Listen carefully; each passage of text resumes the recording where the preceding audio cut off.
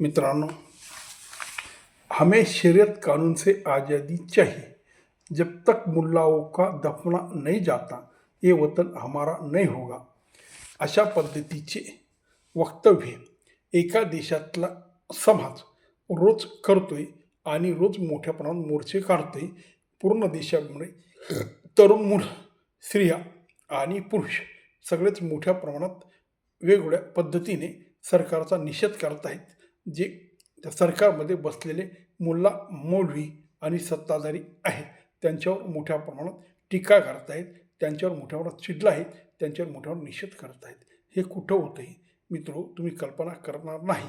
पण अशा देशात की ज्या ठिकाणी मोठ्या प्रमाणात सत्ता ही मुल्ला मौलवीकडून चालवली जाते, लोकांना कसले अधिकार नाही, स्त्रियांना हिजाबशिवाय बाहेर पडू देण्यात येत नाही आणि जे शरीयतचे कायदे आहेत ते कायद्याचं तंतोतंत पालन करण्याची शिक्षा त्या ठिकाणी तिथल्या समाजाला, तिथल्या लोकांना केली जाते। त्या इराणमधले हे वातावरण आहे। मोठ्या प्रमाणात इराण हा उबळतो आहे। खरं तर जेव्हा सुरुवातीला तिथल्या स्त्रियांनी ज्या पद्धतीने हिजाब विरोधात आंदोलन उभं केलं आणि त्याच्यात बऱ्याच स्त्रियांचा मृत्यू झाला, काहींना जेलमध्ये हाल करून मारण्यात आले, त्या देशामध्ये आज मोठ्या प्रमाणात ह्या दंगली सुरू झालेल्या आहेत। तिथला समाज खवळून उठलेला आहे आणि तो रोज बाहेर येऊन मोठ्या प्रमाणात घोषणा देतो, खोमेनीला हाकलायच्या बाता करतो, खोमेनीला मारण्याच्या बाता करतो आणि मुल्ला मौलवी ज्या दिवशी या देशातून जातील त्या दिवशी आमचा देश आम्हाला परत मिळेल, अशा पद्धतीचं वक्तव्य त्या ठिकाणी रोज चालू आहे। तिथली मिलिटरी, तिथले अधिकारी मोठ्या प्रमाणात हे आंदोलन चिरडण्याचा प्रयत्न करतात। पण आज त्या ठिकाणी तिथल्या अध्यक्षांना असं सांगावं लागलं की लोकांनी आमच्याकडे यावं, त्यांच्या काय मागण्या आहेत त्या आम्ही ऐकून घेण्याची आमची तयारी आहे आणि त्याच्यात आपण काहीतरी मार्ग काढू। म्हणजे कट्टर इराण आज बऱ्याच प्रकारे नरम झाला आणि तो लोकांचं ऐकण्याच्या मनस्थितीत आहे।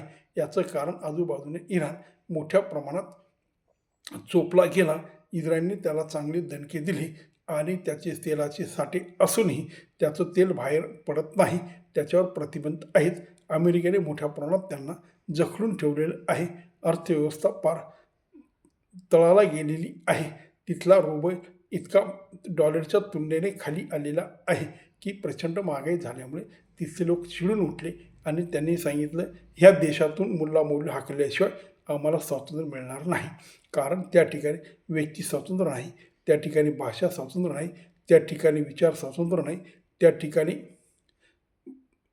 वेगवेगळ्या पद्धतीचे असे कायदे आहेत की लोकांना त्या ठिकाणी एक प्रकारे बेड्या घालून ठेवण्यात आलेले आहेत। तेव्हा मग किती दिवस समाज अशा पद्धतीने ह्या गोष्टी सहन करेल। खरं तर मित्रो, ही फार चांगली सुरुवात आहे आणि जिथं जिथं अन्याय होत असेल तिथं बाहेरचा कोणी तुम्हाला मदत करण्यात येणार नाही। तेव्हा तिथल्या लोकांनी ती गोष्ट उभी केली पाहिजे आणि त्या देशाविरोधात त्यांनी ठामपणे बोललं पाहिजे आणि मोर्चे काढले पाहिजे, आंदोलन केले पाहिजे आणि अशा अराजकीय ज्या संस्था असतील, अशा ज्या जिहादी लोक असतील त्यांना सत्तेवरून खाली खेचलं पाहिजे आणि सगळ्यांनी लोकशाहीची स्थापना त्या ठिकाणी केली पाहिजे। पण कुठल्याही मुसलमान देशामध्ये लोकशाही नाही, जिथं आहे ती नावाला आहे।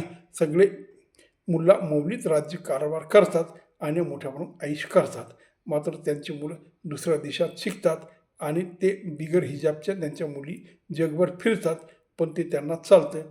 पण तुमच्या देशातले गरीब नागरिक मात्र हिजाबाशिवाय फिरलं म्हणजे त्याला कोळे मारले जातात आणि त्या मुलींना जेलमध्ये टाकले जातं। अशा पद्धतीची ही दादागिरी ह्या मुस्लिम देशामध्ये चालते। शरियाचं कटोकोर पालन केलं पाहिजे असे सांगतात आणि सत्ताधीश मात्र दुसऱ्या देशात जाऊन ऐशपाणी करतात, मजा करतात। मागे इराणमध्ये मोठ्या प्रमाणात गरिबी असूनसुद्धा तिथल्या एका मोठ्या नेत्याने फार थाटामाटात करोडो रुपये खर्च करून त्याच्या मुलाचं लग्न केलं आणि त्या ठिकाणी कुणीही स्त्रियांनी हिजाब घातलेला नव्हता, मात्र सामान्य जनतेला मोठ्या प्रमाणात हिजाबचं बंधन घालण्यात आलेले आहे। असे हे दुटप्पी आणि लबाड लोक आहेत। तेव्हा त्या देशातल्या नागरिकांनी या गोष्टीचा निषेध केला आणि ते त्याच्या विरोधात उभे राहिले। ही फार चांगली गोष्ट आहे, कारण मुळात तुमच्या बेड्या तुम्हीच काढू शकता, पण तुमच्या पायात बेड्या आहेत ही जाणीव फार गरजेची आहे आणि ती जाणीव इराणला झालेली आहे. तसंच हळूहळू बाकीच्या देशांना होईल.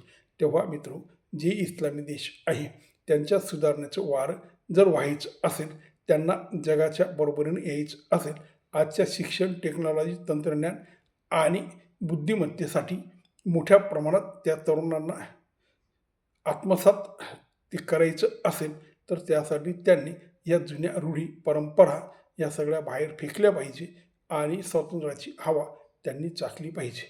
ती जोपर्यंत स्वातंत्र्याची हवा त्यांना चाखता येणार नाही, तोपर्यंत त्यांना या बेडीमध्ये जळखडून राहावं लागेल.